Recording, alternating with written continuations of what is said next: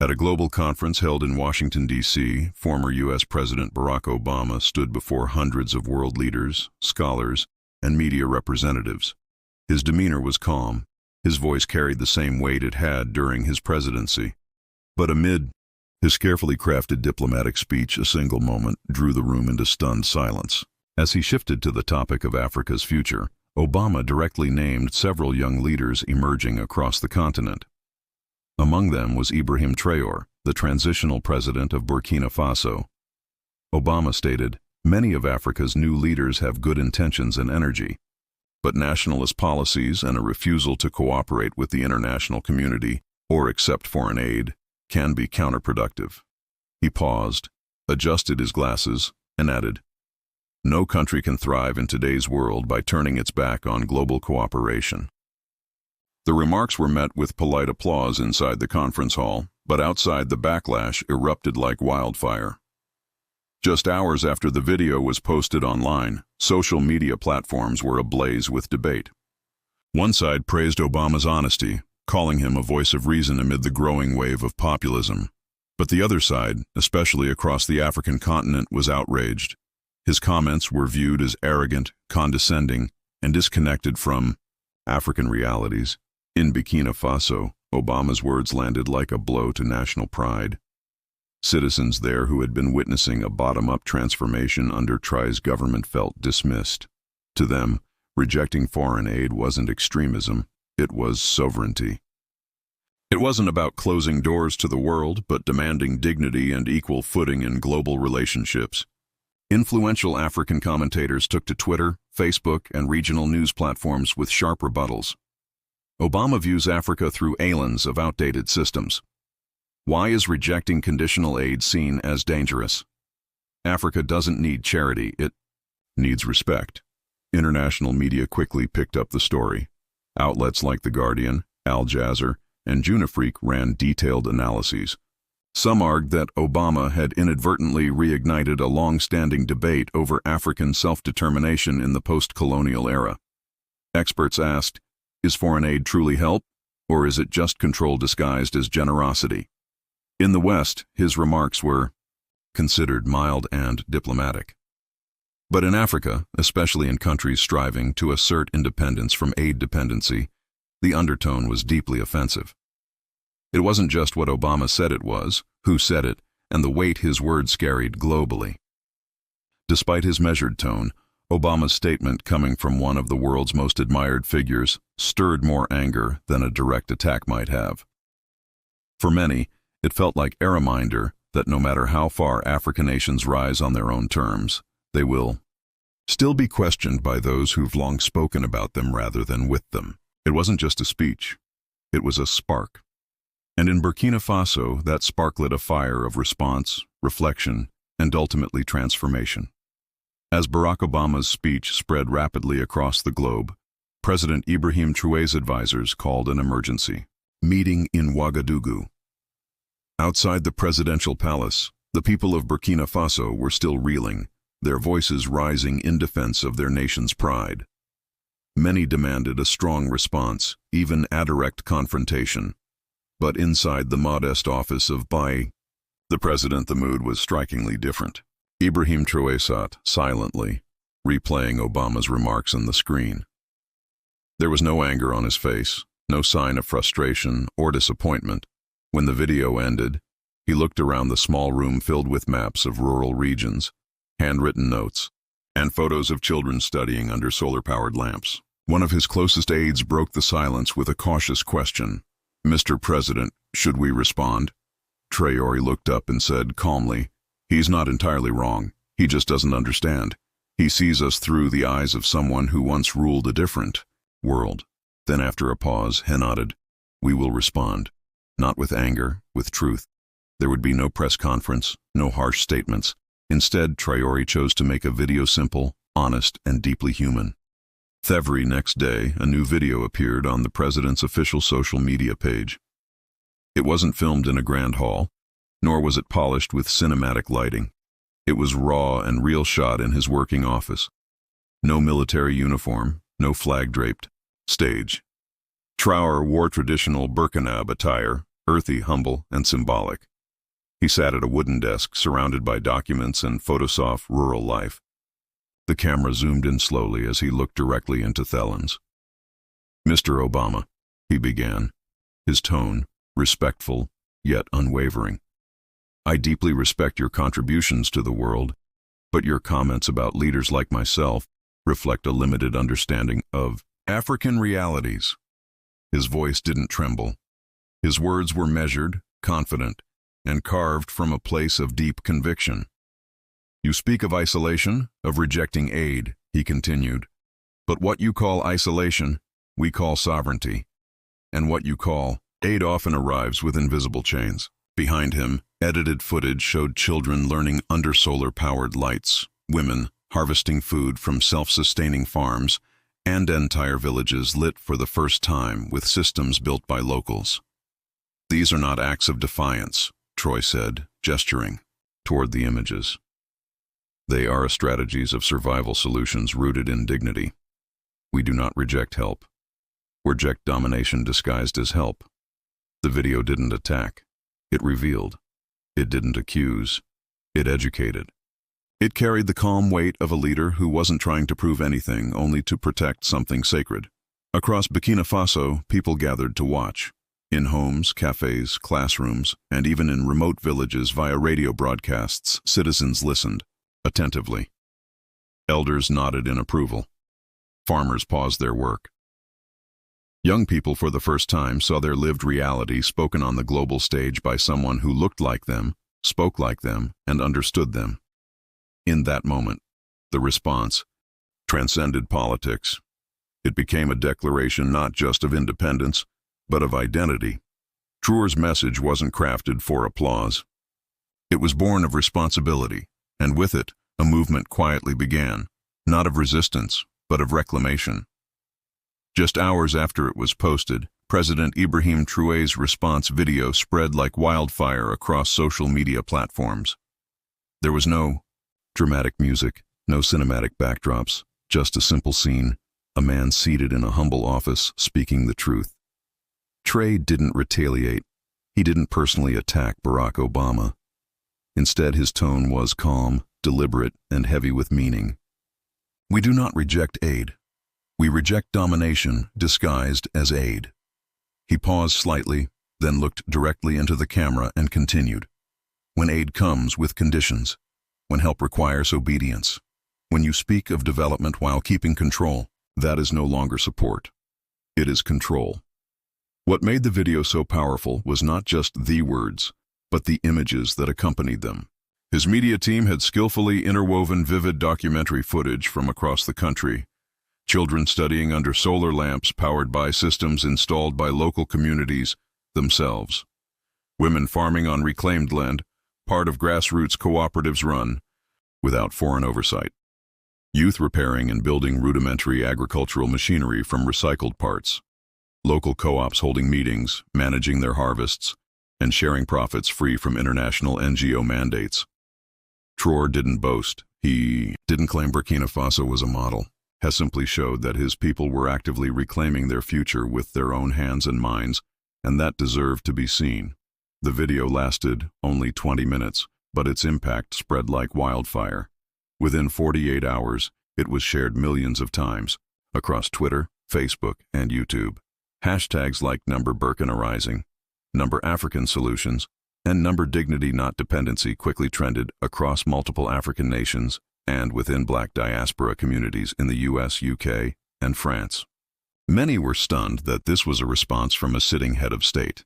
It was too real, too grounded, and above all, too accurate for many Africans to ignore. Global media took notice. The BBC called it a calm yet commanding rebuttal. Al-Azhar dubbed it more educational than political. In Paris, a columnist wrote, "Three didn't strike back. He turned on the light soothers could finally see." But perhaps the most striking reaction came from the Burkinab people themselves. There were no massive rallies or explosive celebrations. Instead, cafes played the video on loop, classrooms paused to discuss it, and village loudspeakers echoed the message. And everywhere, people nodded. Yes, this is our voice. President Ibrahim Traoré's response video didn't just go viral. It sparked a wave of powerful reactions both within Burkina Faso and around the globe. Athomi, the video was received as era-sounding affirmation. From remote villages to the bustling capital of Ouagadougou, citizens felt that for the first time their voice had been projected clearly and confidently onto the global stage. Farmers, teachers, students, mothers, and elders all saw themselves in Traoré's message. It wasn't just a speech. It was a reflection of their lives, their dreams of self-reliance, and their long-silenced dignity. In rural communities without internet, people gathered to listen.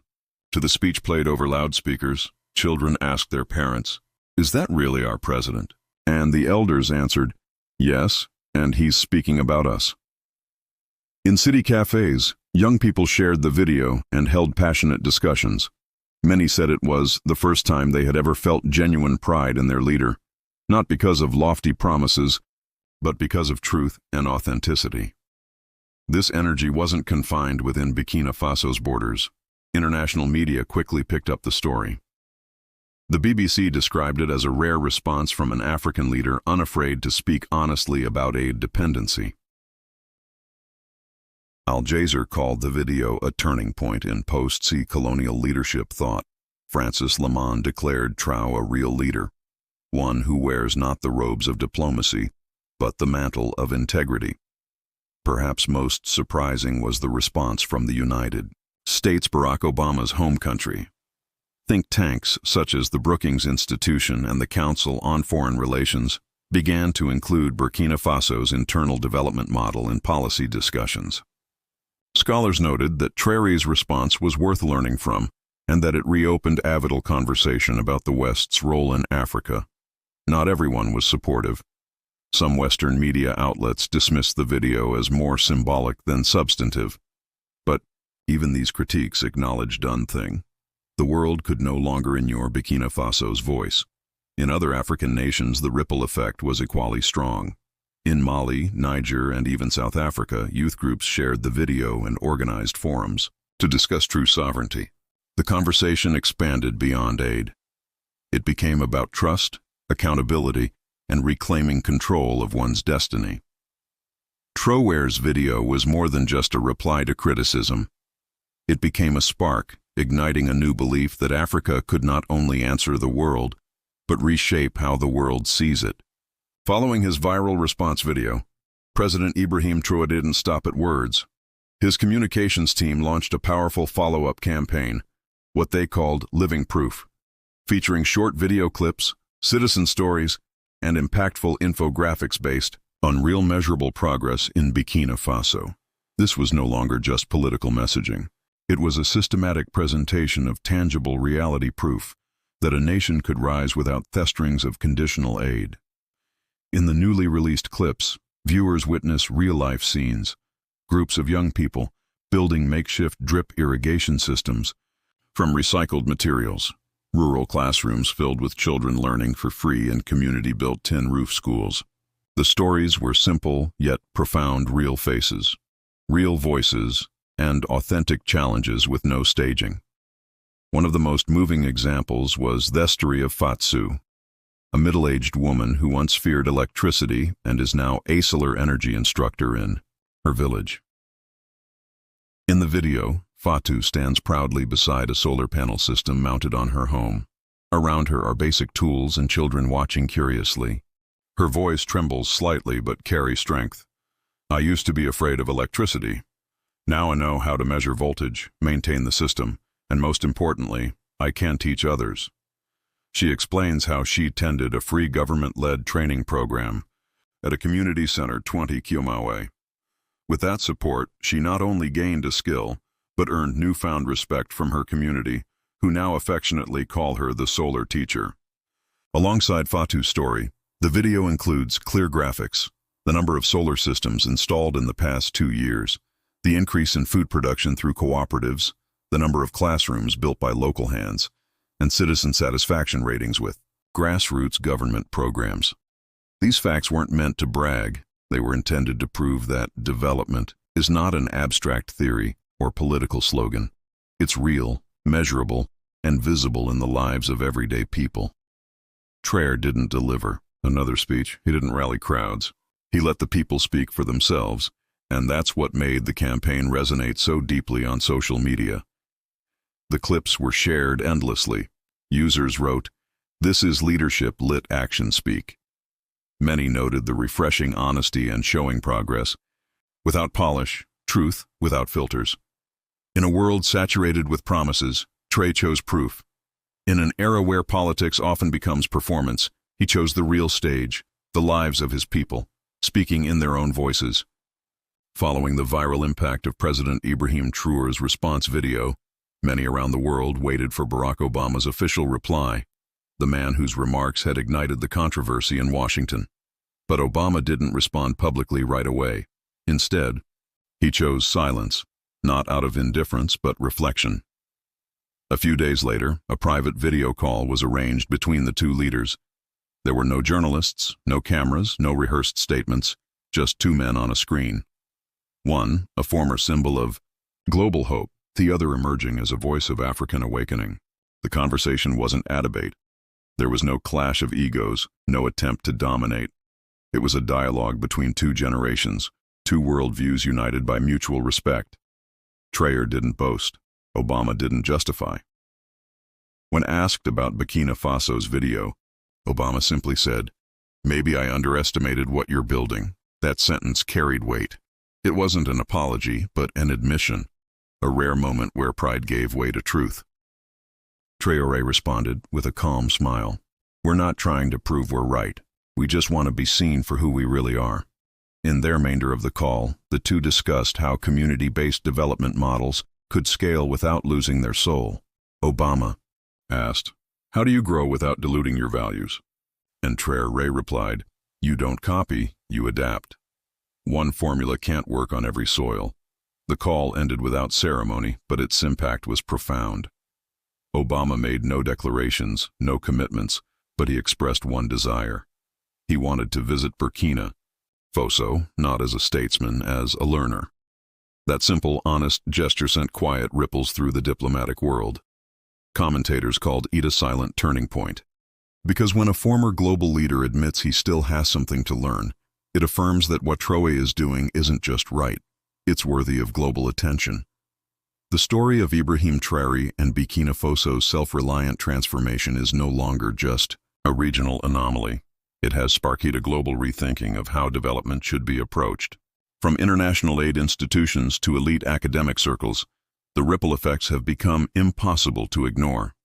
Just weeks after Traoré's video went viral, the first international reactions began to surface. But unlike previous years where locally driven models were often dismissed as unrealistic, this time the tone had changed. Many traditional aid agencies, long used to imposing top-down solutions and financial conditions, began declaring a shift from aid to co-creation. The Food and Agriculture Organization, FAO, of the United Nations launched a pilot partnership with Burkina Faso where local communities co-designed the Burkina Faso agricultural solutions, no longer passive recipients, but active architects. The World Health Organization, WHO, followed suit, partnering on community health programs under one clear condition set by Burkina Faso. No intervention would be implemented without prior consultation with the people. An even more striking shift came from academia. Harvard University introduced a new course titled Indigenous Development and National Self-Determination, in which Burkina Faso was studied as a case model. Professor Michael Yates, who led the course, commented, "It's not Africa that has changed. It's the global definition of development that's under review." At Oxford, Burkina Faso's model entered the curriculum of public policy studies. A new module titled The Doctrine was launched, focusing on grassroots-driven development and the rejection of conditional aid. In France, long a colonial and political force in West Africa, the shift was symbolic. Major television networks began covering Burkina Faso, not as a poor country in need of saving, but as a society on theories, powered by its own will. The momentum didn't stop at theory. Financial institutions began taking notes.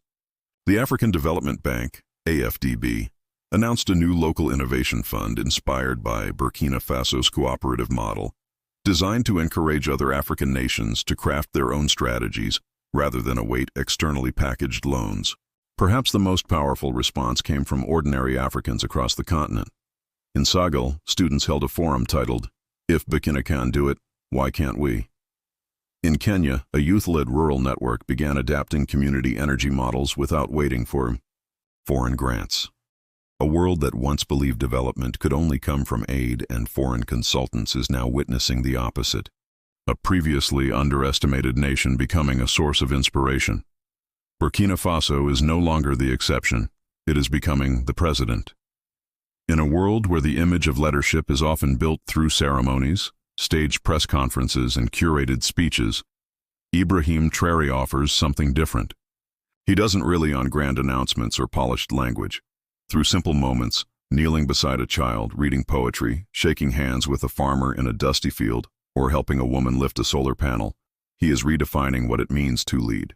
In 21st century Africa, no longer the distant figure behind velvet ropes or armored convoys, Traoré appears as a companion, not a commander. He's seen sitting on the ground drinking tea with craftsmen, visiting half-finished schools and walking through rural markets to hear people's concerns directly. These moments aren't designed for the cameras. They're simply how he has always led, even before taking office. One of the most iconic photos now widely shared across African social media shows Traoré kneeling beside a young girl named Awa, who's holding a blueprint for a fuel-saving stove. He doesn't instruct or lecture. He looks at her, designed with admiration, and says, "You're not just an artist, you're an inventor." That moment, many say, dissolved the distance between power and the people. He isn't a leader building monuments to himself. He lifts others and lets them shine. The Western media's response has been notable. A BBC commentator wrote, "For the first time, we've seen a leader who doesn't need to perform. He just needs to be real." This shift matters deeply.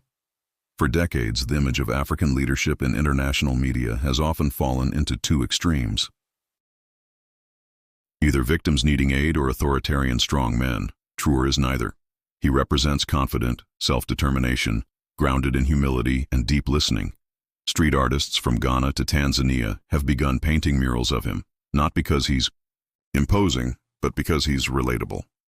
In youth-led forums across Africa, Traoré is cited as a model of leadership, not to be worshipped, but walked beside. When asked about statues or honorary titles people proposed, Traoré simply smiled and said, "Don't build statues of me, build schools. Don't call me a hero, be the hero in your own story." That phrase spread rapidly across classrooms, social media, and into collective memory as a new kind of slogan.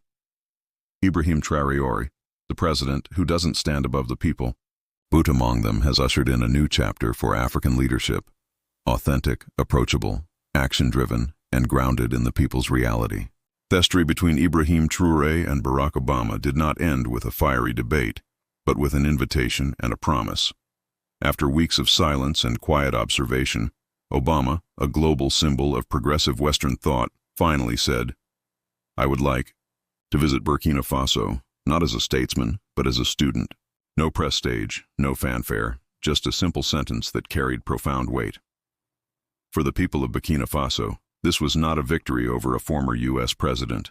It was a long-awaited recognition that the world had finally begun to see the value they had nurtured all along.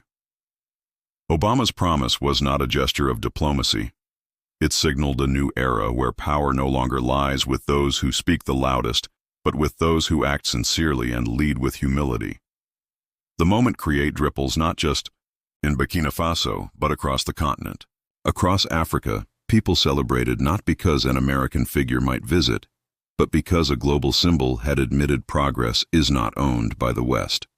A black leader who once ruled the most powerful nation and wanted to learn from those once considered underdeveloped. Media outlets described the moment as a meeting of two generations of African leadership, one born within the system, the other changing it. In classrooms, the potential meeting sparked deep conversations. Students discuss generational shifts not in power alone but in mindset. But for Traoré, nothing changed. He continued visiting villages, sitting among farmers, listening to small concerns. "I don't need recognition," he told a reporter. I just need the world to understand. We were never the problem. We've been the unheard solution. As he stood in a solar field holding a blueprint drawn by a student, villagers clapped, not for an achievement, but because they saw themselves reflected in his every step. That is the real legacy of this story. Leadership doesn't end with power. It begins with trust. No one knows if Obama will truly visit Burkina Faso, but one thing is clear: a new chapter has already begun. An era where Africa no longer waits to be saved, but is finally being heard. No longer stories of aid, but stories of dignity, sovereignty, and intrinsic value. Burkina Faso is no longer the recipient country. It has become the country others come to learn from. And that is the most powerful ending of all. Not the closing of an old story, but the opening of a new one, written, spoken, and led by Africa itself.